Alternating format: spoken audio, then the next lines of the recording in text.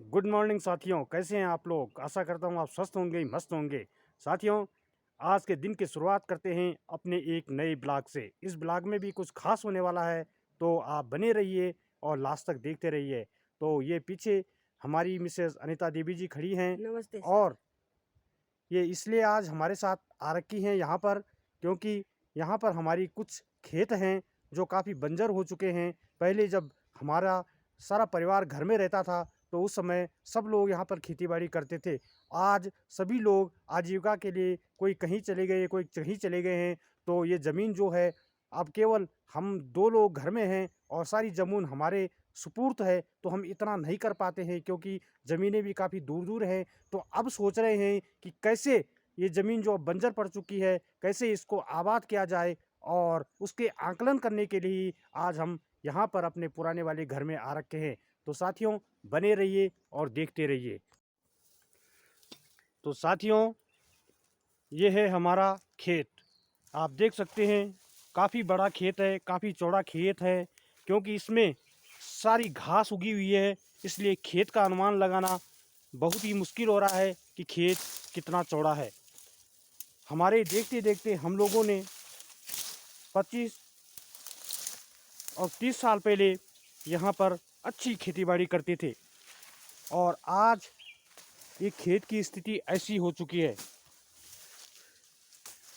पहले सभी भाई लोग जब घर में रहते थे तो सब लोग यहाँ पर खेतीबाड़ी करते थे।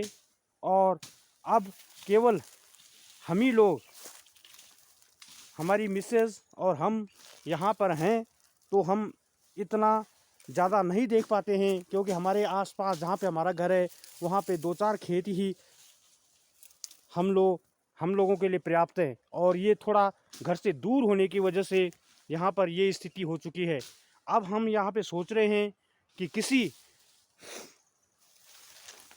आदमी को यहाँ पर रखकर इस खेत की साफ़ सफाई करवाकर और फिर यहाँ पर कुछ खेतीबाड़ी की जाए।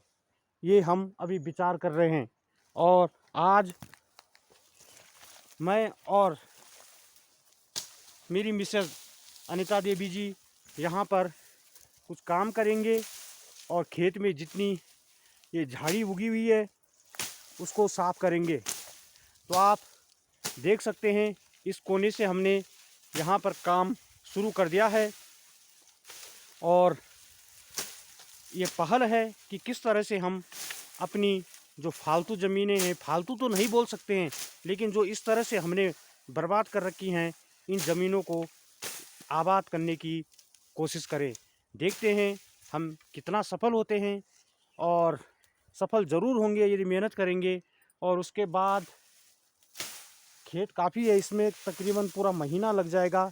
हम रोज़ तो इसमें काम नहीं करेंगे, कभी कभी जब जब टाइम मिलेगा तो हम यहाँ पर ऐसे ही झाड़ी काटने के लिए 1 आध घंटे आएंगे कभी कभी। क्योंकि और भी हमारे पास काम होते हैं। और जब जब हमें फुर्सत मिलेगी तो यहाँ पर हम आते रहेंगे। तो आप देखते रहिए, ये देख लीजिए कैसे हम यहाँ पर काम कर रहे हैं और इन झाड़ियों को काट रहे हैं। और साथियों, इसके बाद हम चलेंगे अपने, यहाँ पर एक पुराना स्रोत होता है, उसको हम कुआं बोलते थे। और यहाँ पर जो 8-10 परिवार रहते थे वो उस स्रोत से पानी लाते थे। तो वो स्रोत भी हम दिखाएंगे, शायद वो अब सूख गया होगा तो वहाँ पर भी हम आपको ले चलेंगे। तो चलते हैं स्रोत के पास। तो साथियों, हम अपने पानी के स्रोत की तरफ चल रहे हैं। रास्ता बड़ा ख़राब हो रखा है तो बड़ी सावधानी से चलना पड़ रहा है, क्योंकि यहाँ पर गिरने की प्रबल संभावना है। क्योंकि जो रास्ता था कभी बहुत अच्छा रास्ता होता था, लेकिन यहाँ पे आवाजाही न होने की वजह से सारा रास्ता ख़राब हो चुका है। वो भी आप देखते रहिए कि किस तरह से ये रास्ता हो रखा है। साथियों, आप देखते रहिए रास्ते की स्थिति। ये देख लीजिए, जगह जगह से टूटा हुआ है, बड़ी सावधानी से चलना पड़ रहा है। ये देख सकते हैं आप, पहले रास्ता ऊपर था, ये खिसक के अब नीचे आ चुका है। ये सामने देख सकते हैं आप, ये हमारी मिसेज आ रही हैं बड़ी सावधानी से, क्योंकि रास्ते बड़े तंग, रास्ते हैं ही नहीं, तंग क्या होना, जो रास्ते थे वो भी टूट गए। ये देख सकते हैं आप,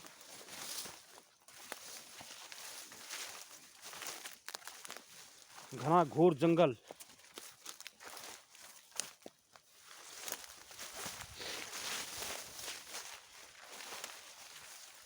ये देख सकते हैं आमने सामने आप, ये यहाँ बहुत ही उपजाऊ ज़मीन होती थी, आज ये जंगल में परिवर्तित हो चुके हैं। बड़े बड़े बांस के जंगल उगाए हैं। ये देख सकते हैं आप सामने से, अब लोग हैं ही नहीं यहाँ पर।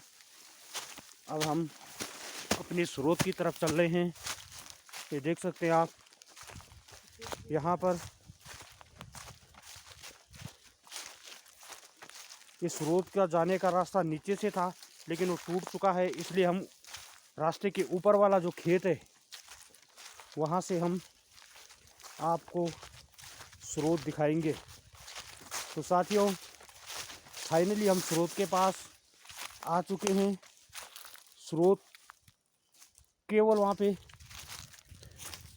स्रोत तो शायद सूख चुका है, क्योंकि स्रोत इस जगह होता था और ये सारी जगह दब चुकी हैं। और ये यहाँ पे थोड़ा गीली मिट्टी दिखाई दे रही है, क्योंकि जब लोगों ने इस स्रोत का उपयोग नहीं किया तो इस खेत में चूहों ने बड़े बड़े छेद करके वो सारा स्रोत का पानी उनमें रिस कर वो पता नहीं कहाँ निकल रहा है। तो आप देख सकते हैं ये टनल टाइप के है, पहले यहाँ से पानी निकलता था।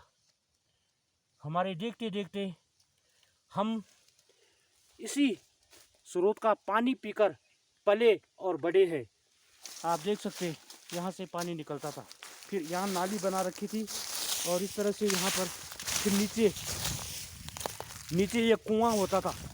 आप देख सकते हैं ये कुआं होता था, गड्ढा नुमा, इसके चारों तरफ पत्थर की चिनाई होती थी। लेकिन जब लोग यहाँ पे नहीं रह रहे हैं तो इसका उपयोग होना भी बंद हो गया, और उपयोग न होने की वजह से आप देख सकते हैं ये पानी का स्रोत किस तरह से सूख गया है और यहाँ पे झाड़ी उगाई है। अब यहाँ पर भी हम एक दिन श्रमदान करेंगे और इसकी झाड़ी काटेंगे, श्रमदान कराएंगे, लोगों को भी यहाँ पे बुलाएंगे। और क्योंकि एक आदमी के बस का ये झाड़ी काटना नहीं है, और फिर ढूंढेंगे कि वो स्रोत जो पानी यहाँ पर था वो कहाँ निकल गया है। यदि संभव हुआ तो हम उस स्रोत को वापस लाने की यहाँ पर कोशिश करेंगे। तो आप देखते रहिए कि किस तरह से, देख लीजिए आप, ये पत्थर की चिनाई ये काट के पत्थर लगा रखे थे यहाँ पर। और फिर यहाँ पे देखो चूलू का पेड़ भी था, ये शायद गिर चुका है। और यहाँ पे हमने कुछ पेड़ लगाने की भी कोशिश की थी। ऊपर तो नेचुरल जंगल उगाया है, आप देख सकते हैं। और ये यहाँ पर बांस का पेड़ लगा रखा है, काफ़ी बड़ा हो गया है, आप देख सकते हैं। पहाड़ों में यदि बांस की खेती भी लोग करें तो ये आजीविका का अच्छा साधन बन सकता है। ये देख लीजिए आप, अब हम आपको नीचे स्रोत पर ले चलेंगे, थोड़ा वहाँ पे झाड़ी काटेंगे और आज शुरुआत कर लेते हैं। इस स्रोत आराम से जाना, इस स्रोत को साफ सफाई करने की ये एक छोटी सी पहल है। आप देख सकते हैं ये हमारी मिसेज अनीता देवी जी हैं। अभी तो मैं वीडियो शूट कर रहा हूँ, उसके बाद थोड़ा मैं वीडियो बनाना बंद करूँगा और उसके बाद खुद यहाँ पर काम करना शुरू करूँगा। हाँ, यहाँ से साफ, इधर से पहले झाड़ी काट लेंगे, फिर एक दिन कुदाल और गैंती लेके यहाँ पर हम स्रोत ढूंढने की कोशिश करेंगे। ये देख सकते हैं यहाँ पे पाइप भी लगा हुआ है, क्योंकि कभी यहाँ से पानी आता था। वो गिल्लू तो नहीं माटो दिख देने गिल्लू तो नहीं तक माटो। मैं कह रहा हूँ मिट्टी में गीलापन तो नहीं है। यदि गीलापन दिख जाए तो फिर संभावना बन जाती है कि कहीं ना कहीं स्रोत का पानी यहाँ होगा।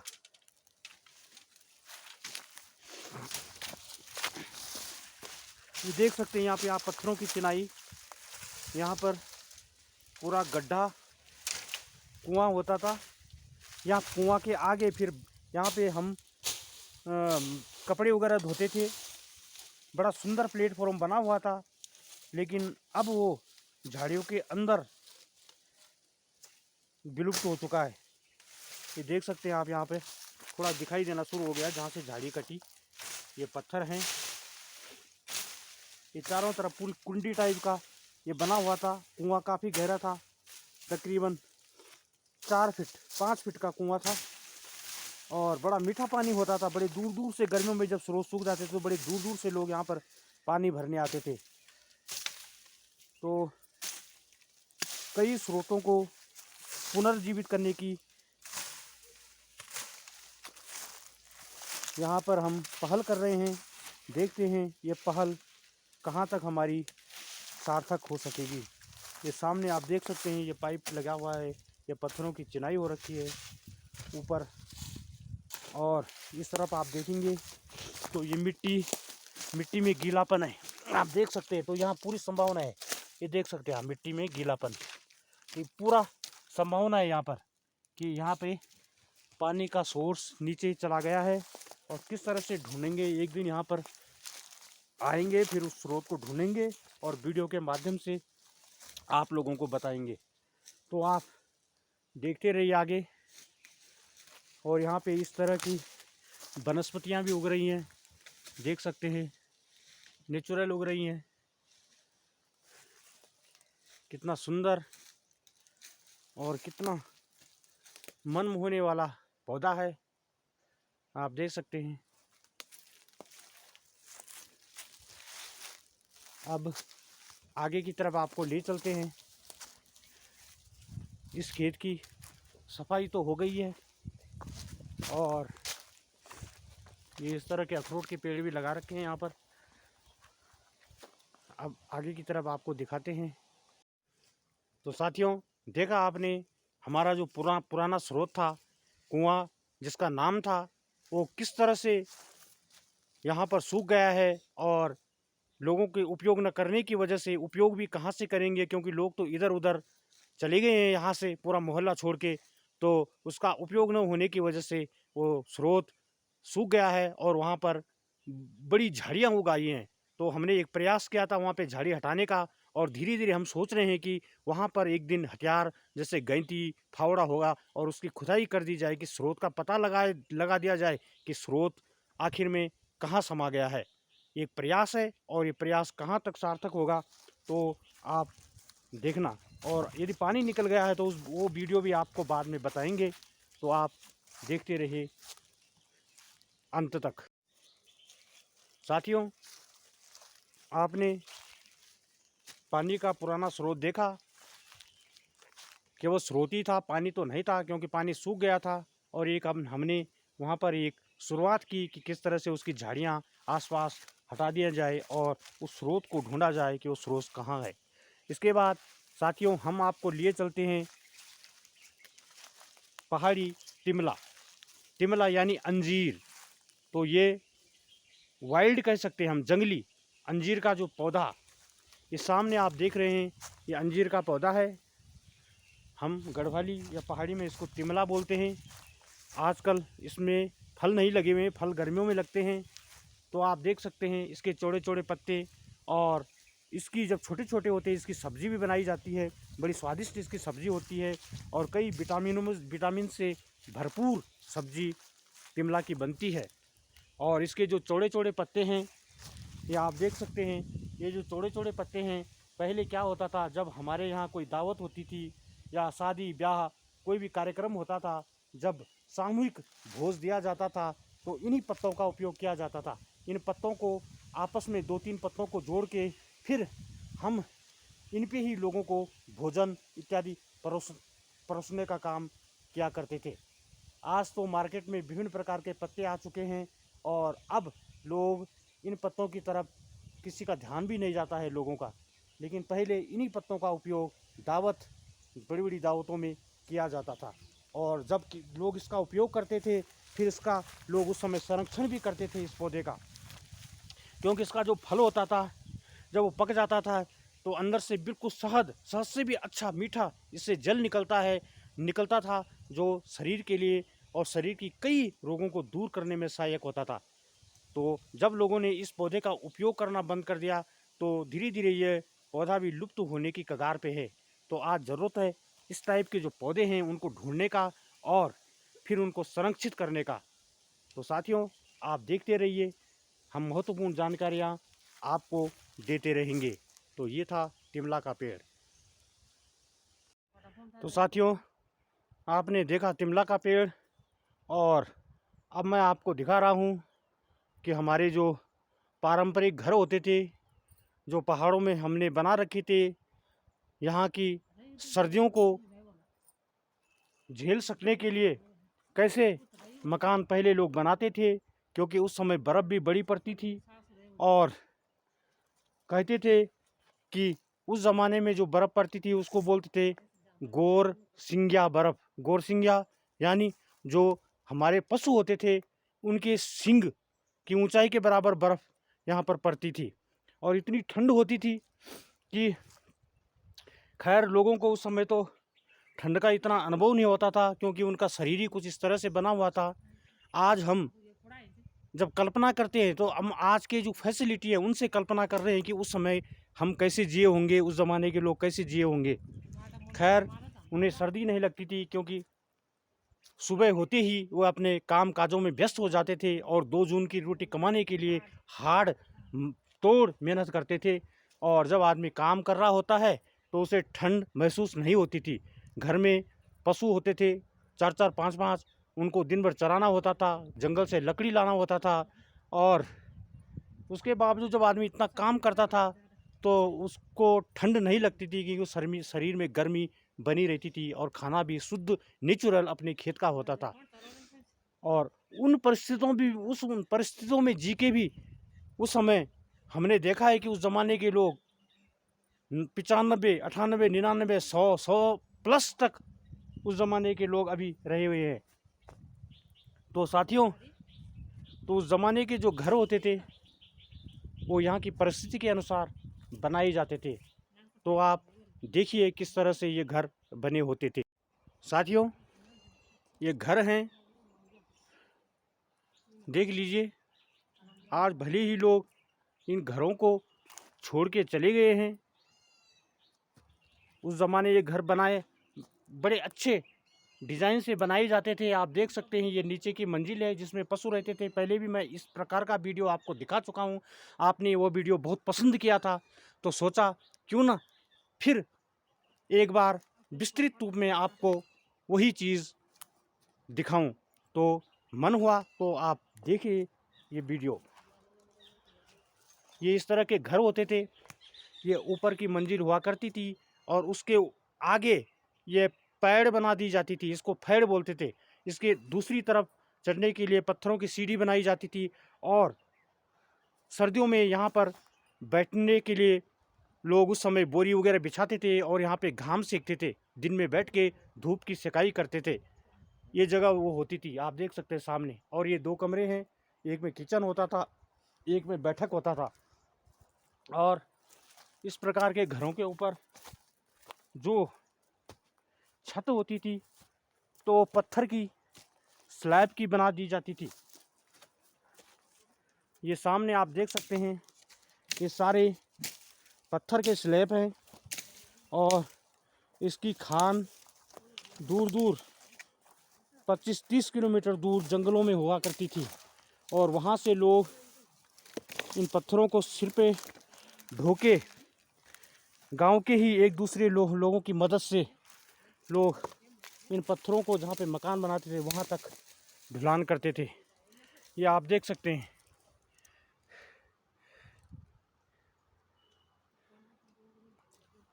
ये मकान तकरीबन 100 से ऊपर का होगा और हम ऐसे ही देख रहे हैं इस मकान को। आज तक देख रहे, लिंटर वाला मकान भी होता इतना पुराना, वो भी टूट जाता। और आप देख सकते हैं मकान अभी जैसे कि तैसे है। आप देख सकते हैं ये इस तरह की पठाल हुआ करती थी। ये पठाल है, ये लगी हुई हैं, देख सकते हैं आप, एक के ऊपर एक, फिर उसके ऊपर, फिर उसके ऊपर। तो इस तरह से पानी इसके ऊपर गिर के फिर इसमें आके, फिर इसमें आके बाहर निकल जाता था। और आप देख सकते हैं ये सारी मिट्टियों से चिपका रखी है। बड़े ही अच्छे और कुशल कारीगरों द्वारा ये पठालों का काम मकान की छत के ऊपर किया जाता था। इसके नीचे लकड़ी लगी हुई है और ये मकान नेचुरल वातानुकूलित होते थे। ये मकान सर्दियों में बहुत ही गर्म रखते थे कमरों को और गर्मियों में बड़ा ठंडक देते थे, क्योंकि इसमें नेचुरल चीज़ें लगी हुई हैं। पत्थर नेचुरल है, मिट्टी नेचुरल है और लकड़ी भी नेचुरल है। तो आप देख सकते हैं कि हमारी जो कला थी, ये कला भी अब, क्योंकि कोई चीज़ यदि उपयोग में नहीं रहती है तो धीरे धीरे विलुप्त हो जाती है। और वही हाल अब इन मकानों का हो गया है, इनके कारीगरों का हो गया है। आज कोई इस तरह के मकान यदि बनाना चाहे तो बड़ी मुश्किल से, मैं समझता हूँ कि मुश्किल ही होगा। ऐसे कारीगर अब शायद विलुप्ति हो चुके हैं। तो साथियों, आपने देखा कि किस तरह से यहाँ पे मकान थे, हमारे स्रोत थे, हमारे खेत थे, और सब हम लोगों ने इस तरह का कल्चर बना दिया है। इस तरह की हमारी अब पता नहीं परिस्थिति थी कि क्या था कि हमने पूरे पहाड़ को आज उजाड़ बना दिया है और यहाँ पर इतने जंगल उगाए हैं। खैर, जंगलों का होना भी अनिवार्य है, लेकिन ये जंगल ऐसी जगह पैदा हो गए हैं क्योंकि जहाँ पर खेती बाड़ी करने वाली जगह थी। और आज हम लोगों ने खेती बाड़ी करने वाले आदमी को कुछ समझते ही नहीं है। वो समाज का अंग ही नहीं है। केवल जिसके पास गाड़ी बंगला सूट बूट, उसको ही हम आज आदमी की श्रेणी में रखते हैं। बाकी किसान तो आपने सोचा है, वह किसान बोलते ही मन में एक लोगों की कैसे टीस हो जाती है, यार किसान है कुछ नहीं है। पर वो ये नहीं समझते हैं कि सुबह जब वो नाश्ता करते हैं या खाना खाते हैं तो उसके थाली में जो अन्न होता है वो किसान का उपजाया ही होता है। इतना उसे सोचना चाहिए। और जो हमारे सूट बूट वाले हैं, उनका क्या दे रखा है समाज में, वो तो समाज को तोड़ने का काम कर रहे हैं। हम ये नहीं बोल रहे सूट बूट ना पहन, लेकिन ज़मीन से भी जुड़ना चाहिए। अपनी ज़मीनों को इस तरह से बंजर होते देख के मन में एक दुख होता है। इसलिए मैं कर क्या सकता हूँ, तो इसी तरह के वीडियो के माध्यम से लोगों तक अपनी आवाज़ पहुँचाता हूँ और भरसक प्रयास भी करता हूँ कि कम से कम जो स्थितियाँ हमारी वजह से ये ज़मीन मकानों की हो रखी है, कम से कम मेरी वजह से न हो। मैं इस कृत्य में कभी शामिल न हूँ, ये मेरा प्रयास है। तो देखते हैं हमारा प्रयास कहाँ तक सार्थक होता है। तो आप देखते रहिए और भी आपको दिखाएंगे। बने रहिए अंत तक। तो साथियों, आज के ब्लॉग में इतना ही। कल फिर मिलते हैं एक नए ब्लॉग के साथ। तब तक के लिए सादर प्रणाम, बाय बाय।